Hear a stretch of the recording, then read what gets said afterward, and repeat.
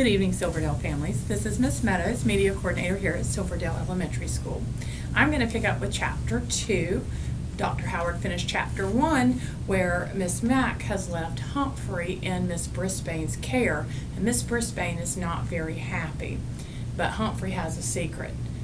No one knows that his cage doesn't latch. So let's see what Humphrey's getting into this evening. For the rest of the day, I felt sad, sad, sad. You look sad, Humphrey, Golden Miranda said when she was cleaning my cage right after lunch. According to the chart Miss Mack had left, it was her turn to take care of me. Thank goodness. Miranda was the best cage cleaner and never said yuck. She put on throwaway gloves, then cleaned my potty corner, changed my bedding, gave me fresh water, and finally, oh joy, gave me fresh grain, some lettuce, and mealworms. This will make you happy, she said as she slipped me the special treat she had brought from home, cauliflower. Naturally, Miranda had good taste.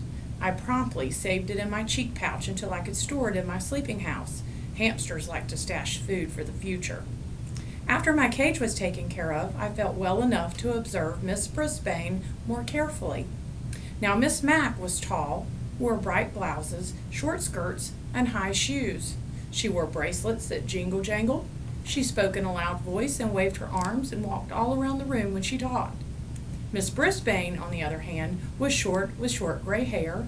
She wore dark clothes and flat shoes, and she didn't jingle-jangle at all. She spoke in a voice just loud enough to hear and sat at her desk or stood at the chalkboard when she talked. No wonder I was feeling drowsy after lunch. All that nice food and all that soft talking. Is that all this hamster does? Sleep? She asked at one point when she glanced over at my cage. Well, he's turnal, replied Raise Your Hand, Heidi Hopper. Raise your hand, Heidi, said Miss Brisbane. What's turnal? You know, turnal. He sleeps during the day, said Heidi. I was wide awake now. Nocturnal, I squeaked. Hamsters are nocturnal. Oh, you mean nocturnal, said Mrs. Brisbane, almost as if she had understood me. She turned and wrote the word on the board. Can anyone else name an animal that's nocturnal? Owl, said Heidi. Raise your hand, Heidi, said Mrs. Brisbane. But that is correct. An owl is nocturnal. Anyone else? A voice shouted out, My dad! Miss Brisbane looked around. Who said that? He did. AJ, Garth Tugwell pointed at AJ. Both boys sat at the table nearest to my cage. What about your dad, Miss Brisbane asked. AJ squirmed in his seat. Well, my mom always says my dad is nocturnal because he stays up so late watching TV. Stop Giggling Gale and a few other students snickered. Miss Brisbane didn't crack a smile. Her use of the word is correct, she said, though technically humans are not nocturnal. Any others? Eventually, the class came up with more names of nocturnal animals, like bats and coyotes and opossums, and Miss Brisbane said that the class would be learning more about animal habitats later in the year. If she'd just look at me, she could learn a lot. But I noticed for the rest of the day that Miss Brisbane stayed far away from my cage, as if I had a disease or something. She read a mighty fine story to us in the afternoon, though. In fact, I couldn't get back to my nap afterward. It was about a scary house and these scratching noises and a ghost. Thump, thump, thump. The ghost came down the hall. Oh, I had the shivers and quivers. I have to say, Miss Brisbane knows how to read a story. Her voice changed and her eyes got wide, and I forgot about her gray hair and her dark suit. To squeak the truth, my fur was on end. The story had a funny ending because it turned out the ghost wasn't a ghost at all. It was an owl. At the end of the story, everybody laughed, even Mrs. Brisbane. I was beginning to think that life with this new teacher wouldn't be so bad. But I changed my mind when the bell rang at the end of the day and all my classmates raced out of the room, leaving me alone with her. She erased the chalkboard and gathered up her papers. I could tell that we'd be going home soon. Suddenly, I began to worry. What if Mrs. Brisbane lived in a scary house with spooky noise and a thumping ghost? Or, even worse, what if Mrs. Brisbane had a scary pet, like a dog? My mind was racing as fast as I was spinning my wheel when she finally approached and looked down at me, frowning. "Well, you're on your own now," she said. With that, she closed the blinds and walked away, but I heard her mutter, "Wrote it," under her breath. She left the classroom and closed the door. She left me alone, all alone in room 26. I had never, ever been alone before. As the room slowly grew darker and quieter, I thought back to the happy times at Miss Mack's apartment. There were always cheery lights on and music and telephone talking, and oh dear, during the day I never noticed how the clock on the wall ticked off the seconds, one by one, very loudly. Tick, tick, tick. I was feeling sick, sick, sick. I wondered if there were any owls around room 26, or a ghost. I tried to pass the time by writing in my notebook about Pedorama and my days at Miss Mack's apartment.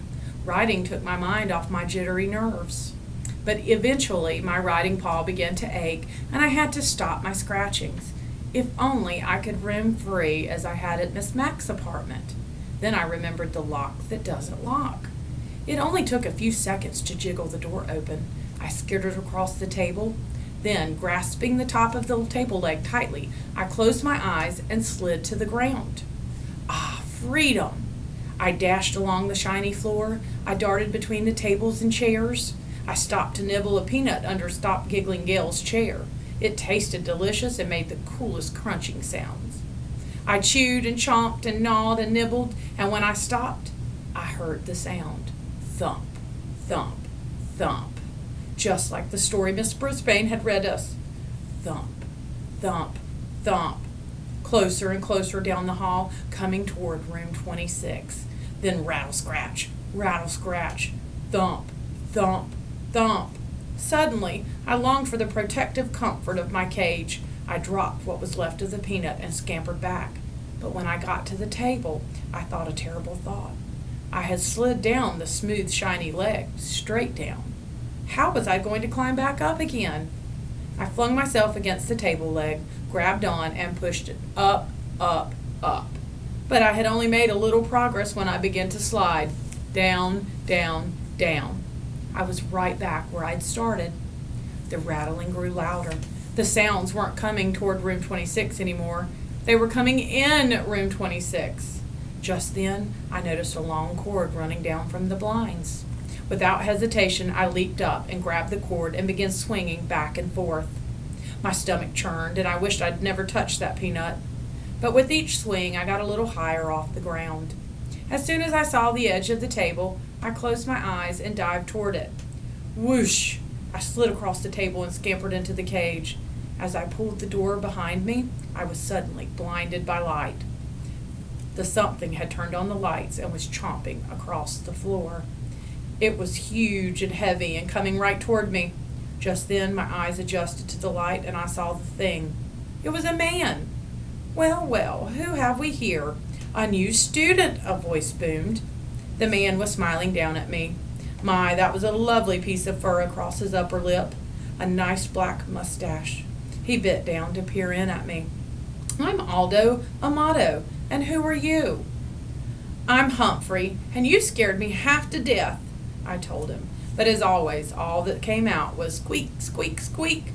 Aldo squinted at the sign on my cage. Oh, you're Humphrey. Hope I didn't scare you half to death, he said with a laugh. I've just come to clean the room. I come every night. But where have you been, he said.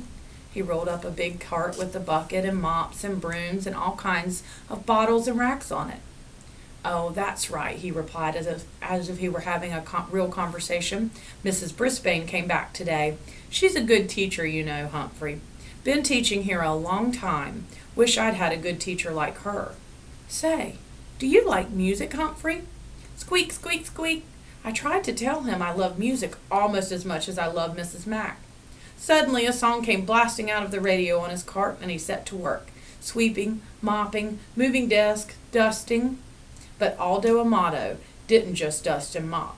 He swayed and spun, he hopped and leapt, he twisted and twirled.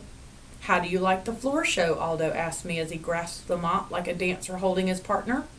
Get it? It's a floor show. because I'm cleaning the floor."